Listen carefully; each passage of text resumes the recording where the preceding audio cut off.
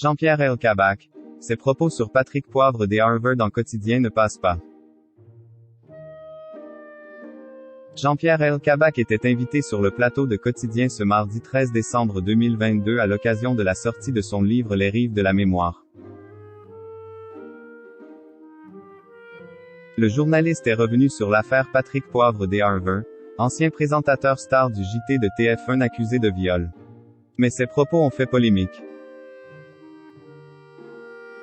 C'est une affaire qui a secoué TF1.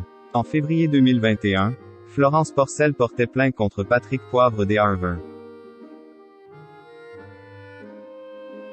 L'écrivaine accusait la star du JT de TF1 de viol et d'agression sexuelle en 2004 et 2009.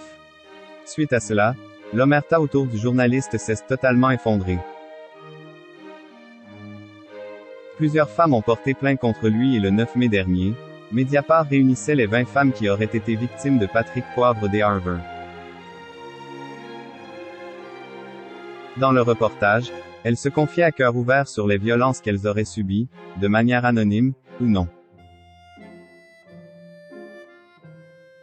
Jamais les femmes que vous allez entendre les récits n'avaient été réunies dans un seul et même plateau, dans une même émission. La plupart ne se connaissaient pas avant le début de l'affaire, certaines se rencontrent pour la première fois aujourd'hui.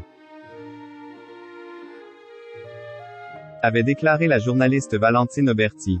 Des accusations que Patrick Poivre des Harvard a toujours niées.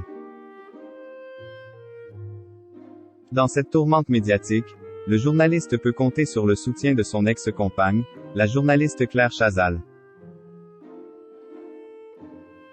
Au micro des Europe 1 en juillet dernier, elle avait une nouvelle fois pris sa défense publiquement. Comme la justice ne s'en est pas encore emparée, je crois qu'il faut essayer de penser à autre chose.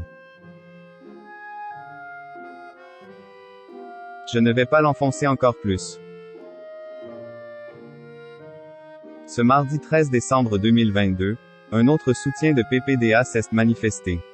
Il s'agit de Jean-Pierre El-Kabak. Invité sur le plateau de Quotidien pour parler de la sortie de son livre Les Rives de la mémoire. Le journaliste est revenu sur les accusations visant son confrère, avec qui il a travaillé dans les années 1970. Je ne vais pas l'enfoncer encore plus dans le destin tragique qu'il s'est tracé, mais, quand je l'ai nommé, en face, il y avait Roger Giquel. C'est-à-dire que TF1 dominait le monde médiatique, et il n'était pas le Patrick Poivre des Harvard d'après. C'est quand il s'est installé pendant 20 ans à TF1 que, peu à peu, il est devenu ce qu'on a vu, explique-t-il avant de poursuivre. C'est le pouvoir, et l'ambiance, d'abord son tempérament, la recherche de conquête.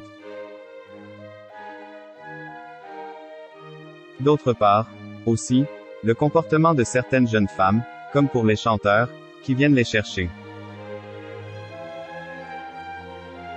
Mais lui a probablement et considérablement exagéré.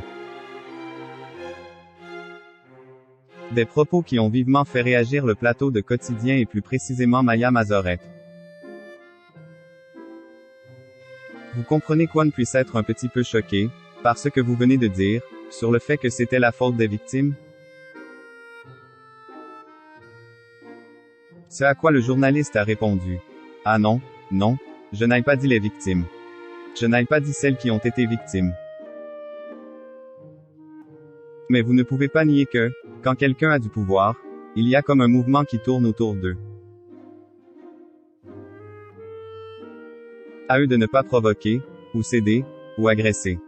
Au contraire, les victimes doivent s'exprimer et il ne faut rien laisser passer contre le harcèlement. Des paroles qui ont également suscité de vives réactions sur les réseaux sociaux. Monsieur El-Kabak, c'est à cause de discours comme le vôtre que beaucoup de victimes aujourd'hui ne sont pas prises au sérieux ou préfèrent se taire. À vomir, gros malaise quand même. Comme on dit, faites mieux. Peut-on lire sur Twitter? Le journaliste aurait-il manqué une occasion de se taire?